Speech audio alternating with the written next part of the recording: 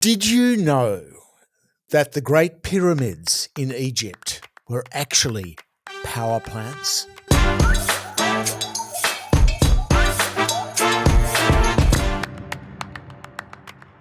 What was echoed a lot today was this push for nuclear energy. Now, most of us that have gone down and researched, we do have another option, which is free energy. Look at the Nikola Tesla.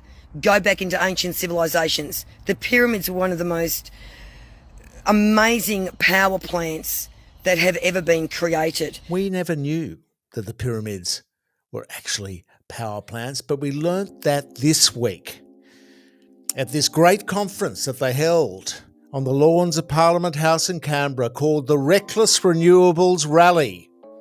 RRR, Reckless Renewables Rally, like KKK, but with R's instead of K's. Queenslanders were highly overrepresented at this event. Yes, there were a couple of strays from other states, like one South Australia guy and a couple of others, and Barnaby, but he's near the border of Queensland. But this was a cooker's roll call. Remarkably overweight with Queenslanders. Pauline Hanson, Senator Rennick, Senator Matt Canavan, of course, Michelle Landry, Craig Kelly, Malcolm Roberts, Keith Pitt, and Barnaby up there near the Queensland border. Amid the talk of chemtrails and global conspiracies, the leader of the National Party, David Littleproud, certainly connected with the audience. He did his bit to fire up the proceedings.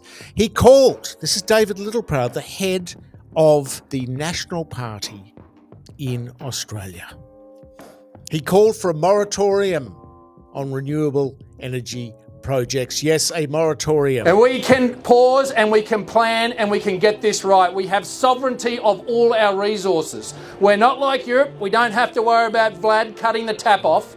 We can make sure that we invest in the technology that protects the traditional industries of coal and gas with carbon capture storage, but look to the new technology of nuclear, making sure that we have zero emissions. That's the courage the Nationals have brought to this place, that we want to have that conversation. They don't want any more renewable energy. They want the coal and the gas. It's all about when the sun don't shine and the wind don't blow. Baseload power. Not to be outdone, Keith Pitt spoke about the evils of offshore wind farms. They hate the offshore wind farms. It's amazing how the kooky right suddenly become environmentalists when it comes to wind turbines. Oh, the birds! The birds will be killed. The whales offshore will be killed by the wind turbines. They get so environmental, so passionate about the environment. The Keith, who has a history of being, an associated with the coal industry, that's why he knows it very well and doesn't like renewables at all. He's been opposed to wind farms for a long time. In fact, he was not opposed to the PEP 11 project, however. So while he told the audience this week at the Reckless Renewables Fest in Canberra, while he said that there should be no wind farms and he called for the resignation of Chris Bowen, the Minister for Energy, he is a big fan of PEP 11. PEP 11 is the proposal to drill for oil and gas off the coast of Sydney to Newcastle, to whack a gas rig off the coast.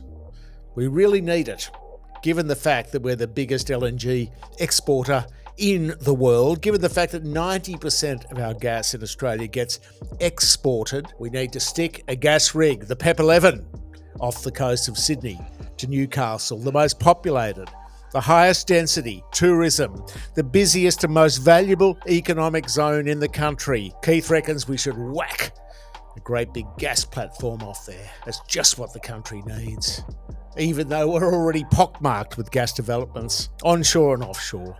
But, of course, gas is good, but Keith rails against offshore wind farms. These are so bad.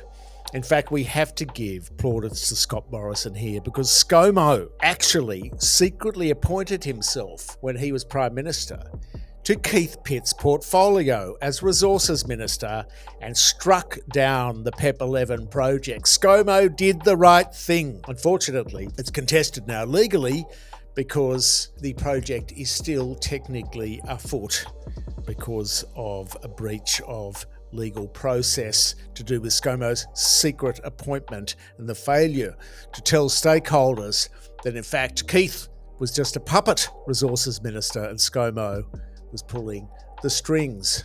So he buggered up PEP 11. But he gave it a go, ScoMo. And so there you have it. The pyramids. We love the pyramid scheme. Let's build some pyramids. They'd be up before the nuclear power plants would be built. Not a bad idea from the cookers. How they love their nuclear. But we're really enchanted by this pyramid scheme, frankly. And as David Littleproud says, the bush is full. It's a bit like the horse and buggy brigade, and when cars came in early last century, it's time just to stop the production of cars. Just go back to horses and buggies once again. Let's have a moratorium on renewable energy just at the right time. What a brilliant mob of politicians we have, our elected representatives, coming up with this innovation, these brilliant, inspired ideas. Thank you for your support. Like, share, comment below. Throw us a few bucks on Patreon if you can.